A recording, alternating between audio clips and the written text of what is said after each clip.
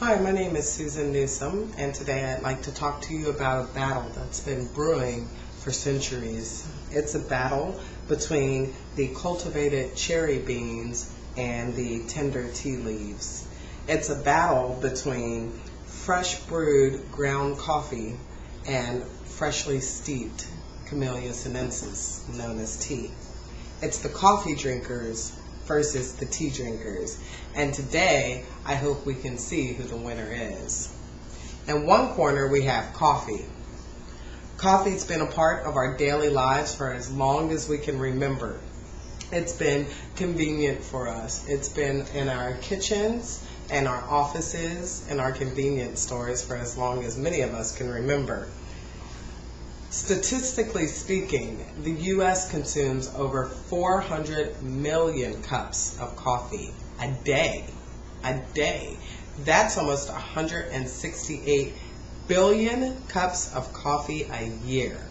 That means that your average consumer who spends about $2.50 5 days a week is spending about $700 a year in coffee.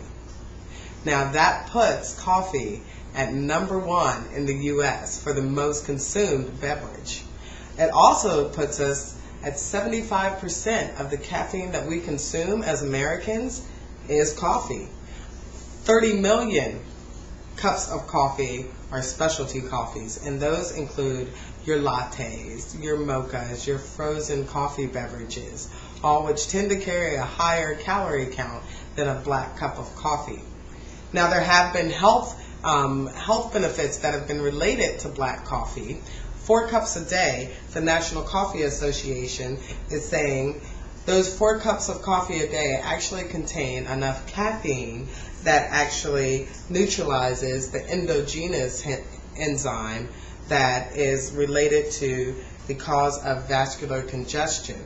Now that vascular congestion leads to heart attacks. And they're saying that the caffeine that's contained in black coffees actually increases the cardiovascular system, increases the flow of blood, so reduces the risk of heart attacks in patients. Now, of course, those studies are still out, and they continue to do research on that. Coffee is also well known for all of us as that stimulant in the morning, or it's that push that we need to finish finals or to get us going for work or for our big day ahead with the kids. It does have a lot of negative connotations that do go along with that caffeine, though, and that caffeine does only stay with you for a short while. The caffeine does stay in your system for 8 hours, but initially after about 45 minutes, we all tend to feel that caffeine crash. And that's because the caffeine is injected into our system so rapidly that our body catches up, dilutes it, and releases it throughout the body. So we tend to get that crash and burn with coffee. When we look at the calorie counts of coffees, we're looking at the overall, if you look at a grande latte, 2 shots of espresso with non-fat milk, we're still looking at somewhere in the neighborhood of about 380 calories for a tall, that's 12 ounces of coffee and milk, versus a Big Mac that carries about 540 calories. So you've essentially got a miniature Big Mac in your cup with 1 cup of coffee. So think about the choices that you're putting in your body. Sometimes that caramel macchiato that sounds so good is worth about 640 calories in our diet. Now, in the other corner, we've got tea. Now, around the world, tea is the actual second most consumed beverage in the world. Now, in the U.S., it ranks somewhere around number 4 or 5, depending on which statistics you're looking at. The USDA rates us somewhere around 4. The Nation's Master website that calculates over the European market has us ranked at 4.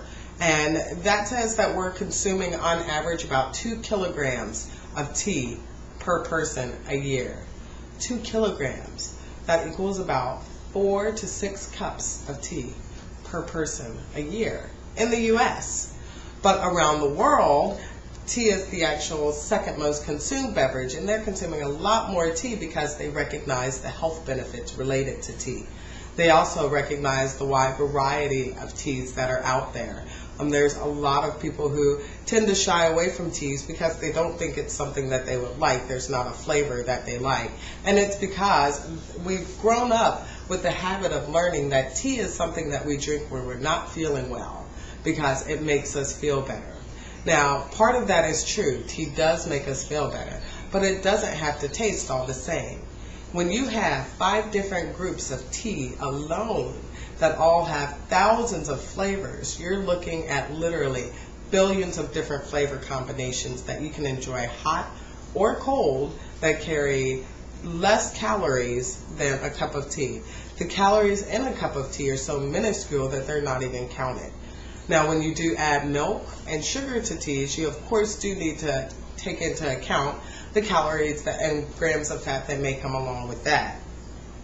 Now, around the world, people have understood the health benefits of tea versus coffee.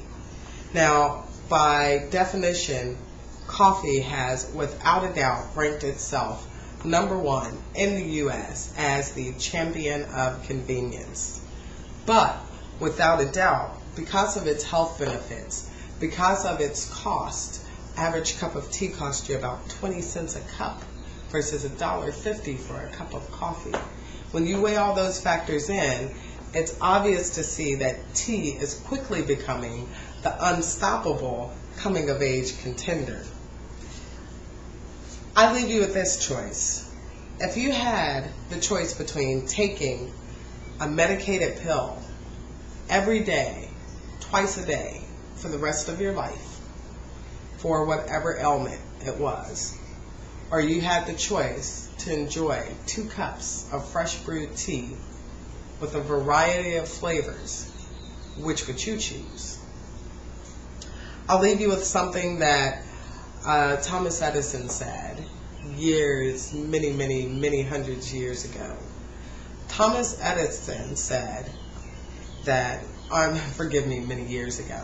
Thomas Edison said that the doctor of the future will give no medicine, but will interest his patients in the care of the human frame, in diet, and in the cause and prevention of disease.